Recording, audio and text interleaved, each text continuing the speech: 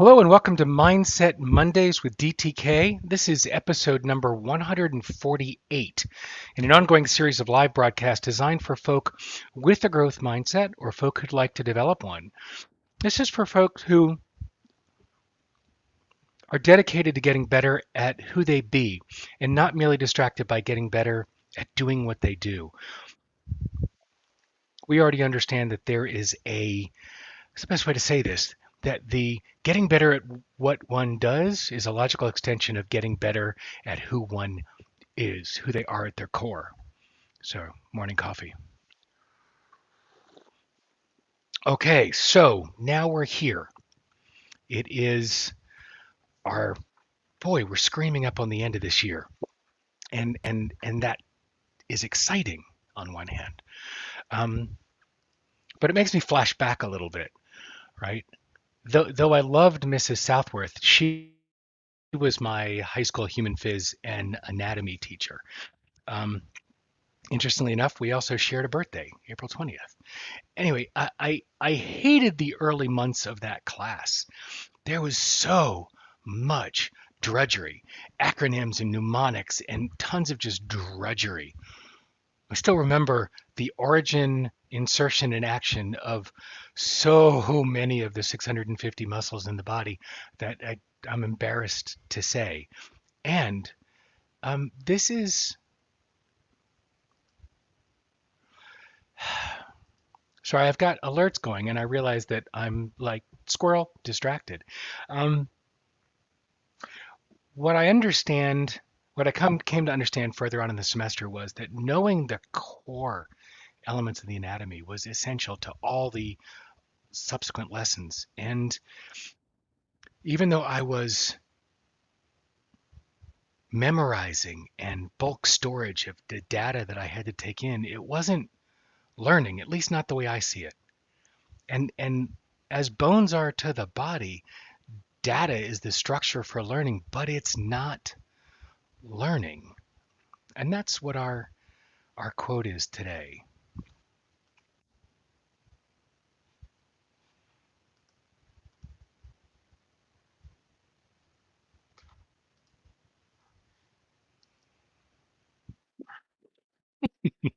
I am learning how to use this new application if it kills me.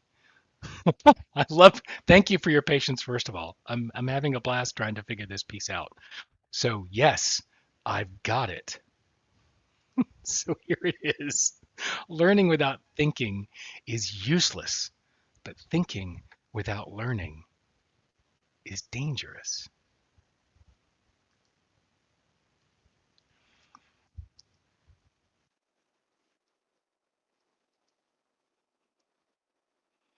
Learning without learning without thinking is useless, and thinking without learning is dangerous. Thinking involves so much more than data intake and storage. It involves intentionality and discernment and decoding and encoding, exploring, and so much more.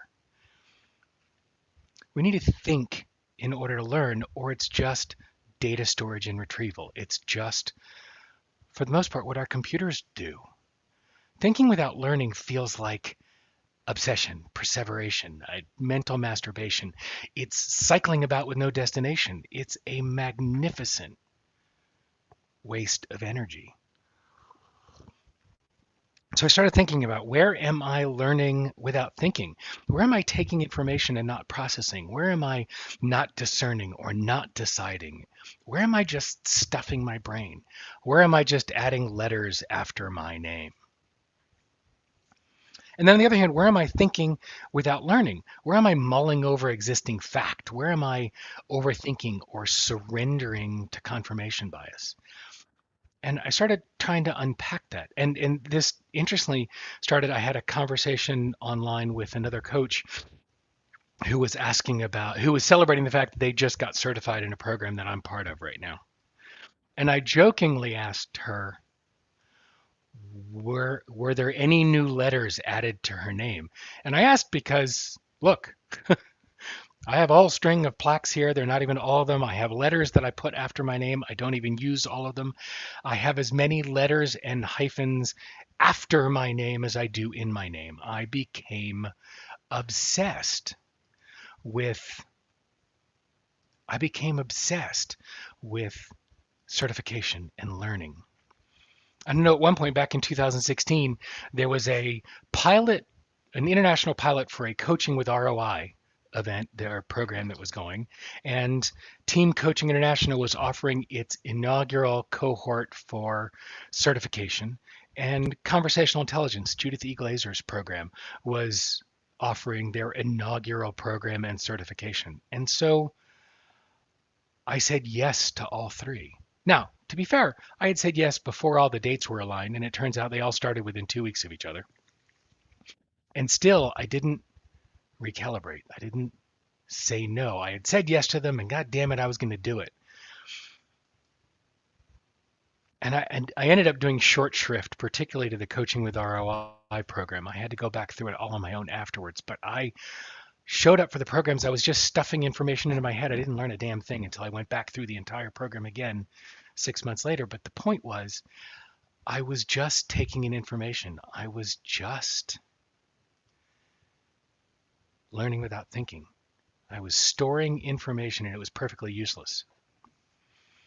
And as much information as Lisa Ann Edwards put into that program, I was taking in a fraction of it because I was learning without thinking. I was showing up, checking the box. And I realized that so many of us do that so much of the time. And I wonder how kids that are going to school on Zoom right now, how much are they really taking in? How much are they really thinking through? How much of it is just learning without thinking? And then where am I thinking without learning? It's interesting. One of the things that I was pulling together as I put this episode together is if you learn without thinking, you're not truly digesting the knowledge and the message behind it. There's no point in mindlessly tossing a spear into the water because you saw someone else do the same. You have to think about what their objective was and what outcome came of their method and unpack it. If you're thinking without learning, you're answering questions without knowing the context behind them. And go back and look at one of my previous episodes about the Dunning-Kruger effect. An essential part of learning is thinking. An essential part of thinking is learning. They're not siloed events, silo processes.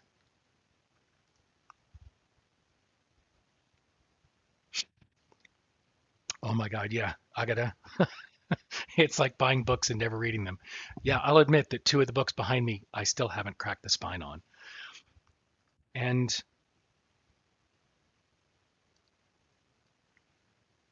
I know that it's solstice today, and the Great Converge is happening, or conjunct is happening tonight. Saturn and Jupiter will be the closest they have ever been visually for us on this planet in since 1226. Something similar happened in the 1600s, but it was at a position where we couldn't see it. Now we can. So there's all this conversation about a change in energy and how energetically different the world is going to be moving forward. And I wonder how that will change the frenetic pace that we've all reached, that I've reached. I wonder what we will allow to be different. I wonder what learning is possible around this. I wonder how this will change our thinking. And I say I wonder because I haven't figured out how it will change mine. That's my opportunity as I take next week off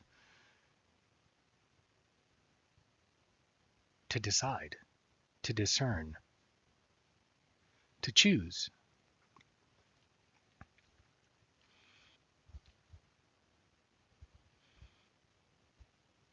I'm checking in. I noticed that on one hand, yes, I'm excited for 2020 to be over.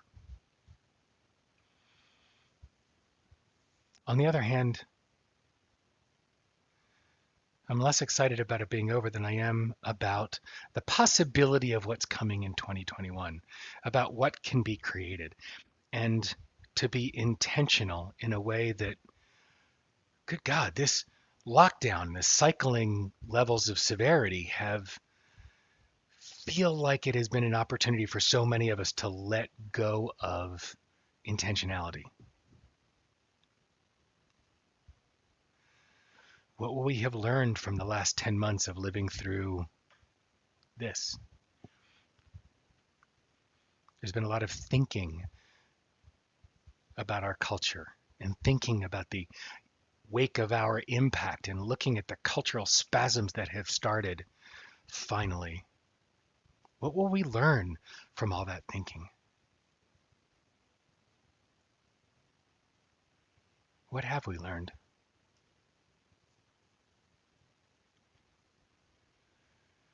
Energy's interesting right now.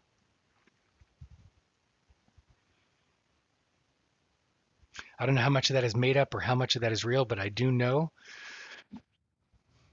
something's bubbling. Something is coming.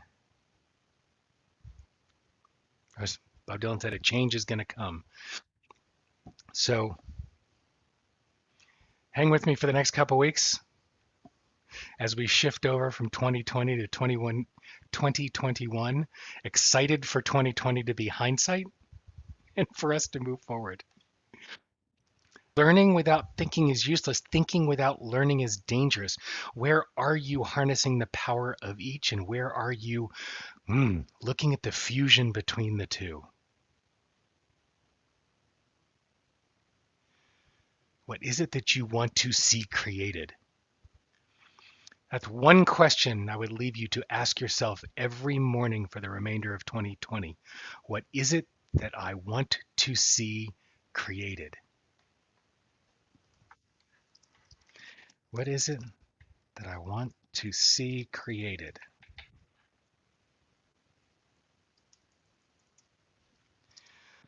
One day I'll learn how to type faster. What is it that I want to see created?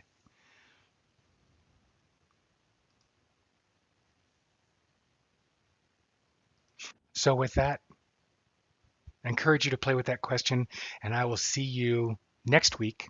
I've got 2 more Mondays this year and look forward to sharing those together. Between now and next week, what mindset will you choose?